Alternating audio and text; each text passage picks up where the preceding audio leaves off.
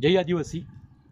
काल 27 फेब्रुवारी 2026 रोजी एक महाराष्ट्र शासनाने परिपत्रक काढलं की जे बंजारा समाज आदिवासीचं आरक्षण मागत आहे त्यांना ते आरक्षण देण्याकरिता काही समिती नेमण्यात आली। आणि या अगोदर यवतमाळमध्ये नगरपालिकेचं निवडणूक चालू होती, त्यावेळेससुद्धा खुद आदिवासी विकास मंत्री यांनी त्यांना आश्वासन दिलं होतं की आदिवासीचं आरक्षण मिळण्याकरिता तुमची तात्काळ समिती स्थापन करण्यात येईल, आणि ते काल समिती स्थापन करण्यात आली। आता बघा, खुद आपला आदिवासी विकास मंत्रीच त्यांना जर त्याची पाठराखण करत असेल तर आपल्या आदिवासी समाजावर घात हा आदिवासी विकास मंत्री करत आहे। त्यामुळे या आदिवासी विकास मंत्र्यांनी तात्काळ त्याच्यावर स्पष्टीकरण देणं गरजेचं आहे, अन्यथा तुम्हाला आम्ही कोणत्याही गावात फिरू देणार नाही।